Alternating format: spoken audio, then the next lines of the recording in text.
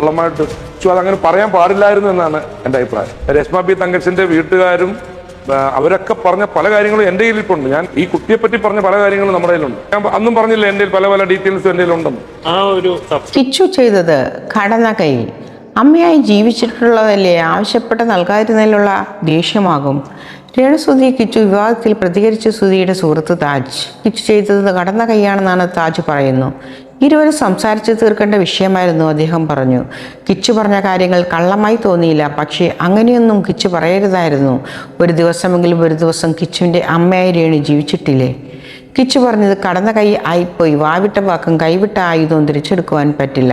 രേണു കാരണം വിഷമതകൾ ഉണ്ടായിട്ടുണ്ടെങ്കിൽ സംസാരിച്ച് തീർത്താൽ മതിയായിരുന്നു. പക്ഷേ കൈവിട്ടുപോയി. കിച്ചു ഇനി ആ വീഡിയോ ചെയ്താലും എല്ലാം ആയിരക്കണക്കിന് ആളുകൾ കണ്ടുപോയി. രേണു സബ്സ്ക്രിപ്ഷൻ തുടങ്ങിയത് പ്രകോപിച്ചത് കൊണ്ടാകാം അങ്ങനെ ഒരു വീഡിയോ കിച്ചു ചെയ്തത്. അല്ലെങ്കിൽ ഏതെങ്കിലും ആവശ്യപ്പെട്ടിട്ട് രേണു അത് കൊടുക്കാതിരുന്നിരിക്കാം.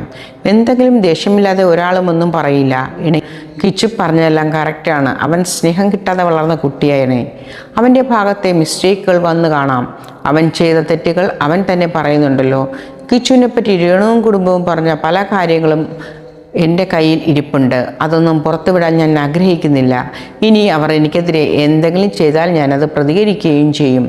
പല ഡീറ്റെയിൽസും എൻ്റെ കയ്യിലുണ്ട്. വ്യക്തമായ ചില തെളിവോട് മാത്രമേ ഞാൻ പറയുകയുള്ളൂ. ഇനി ഒരുപാട് കാര്യങ്ങൾ പുറത്തു വരാനുണ്ട്. നിശബ്ദമായി ഇരുന്നാൽ രേണുവിനും വീട്ടുകാർക്കും കൊള്ളാം. രേണു ജീവിച്ചോട്ടെ. നെഗറ്റീവ് കണ്ടന്റ് ഉണ്ടെങ്കിലല്ലേ ഫേമസ് ആകാൻ പറ്റൂ. കിച്ചു ജനിച്ചത് തൃശ്ശൂരാണ്. ശാലിനി എന്നാണ് അവൻ്റെ അമ്മയുടെ പേര്. സുധിയുമായുള്ള ബന്ധം ഉപേക്ഷിച്ച് ഏറെ നിൽക്കാനാണ് അവർ ആത്മഹത്യ ചെയ്തത്. സുധി നല്ല മനുഷ്യനായിരുന്നു. രേണുവിൻ്റെ കാര്യം പറയുകയാണെങ്കിൽ ഉയരങ്ങളിലേക്ക് പോകുമ്പോൾ കുറച്ചൊതുങ്ങണം എന്നാണ് പറയാനുള്ളത്. വന്ന വഴി മറക്കാൻ പാടില്ലെന്നും താജ് പറയുന്നു. എന്നെ മോശമായി പറഞ്ഞതുകൊണ്ടാണ് ഞാൻ രംഗത്ത് വന്നത്. അല്ലാതെ ഞാൻ ഫേമസ് ആകാൻ വേണ്ടിയിട്ടല്ല ഞാൻ രംഗത്ത് വന്നത്. ഞാൻ പറഞ്ഞ കാര്യങ്ങളിൽ ഉറച്ചു നിൽക്കുന്നു. ഇപ്പോഴാണ് 3 ദിവസമായിട്ട് എന്നെ കുറച്ചധികം ആളുകൾ എൻ്റെ ഫേസ്ബുക്ക് മെസ്സഞ്ചർ വഴിയും നേരിട്ട് എന്നെ അറിയാവുന്നവരും എൻ്റെ ഫോണിൽ വിളിച്ചവരും എന്നെ ചീത്ത വിളിച്ചവരും ഒക്കെ എന്നെ തിരിച്ചു വിളിച്ചു. കഴിഞ്ഞ ദിവസം കാസർഗോഡ് നിന്ന് ഒരു സഹോദരി വിളിച്ചിട്ട് പറഞ്ഞു, ഞങ്ങൾ അന്ന് ഫേസ്ബുക്കിൻ്റെ അടിയിൽ ഒരുപാട് മോശം കമൻറ്റുകൾ ഞാൻ താജിക്കയ്ക്കെതിരെ ഞങ്ങൾ കമൻ്റ് ചെയ്തു. ക്ഷമിക്കണം, സ്വന്തം മകൻ ഇങ്ങനെ പറഞ്ഞപ്പോൾ താജിക്ക പറഞ്ഞതൊക്കെ സത്യമാണെന്ന് ഞങ്ങൾക്ക് ബോധ്യമായി.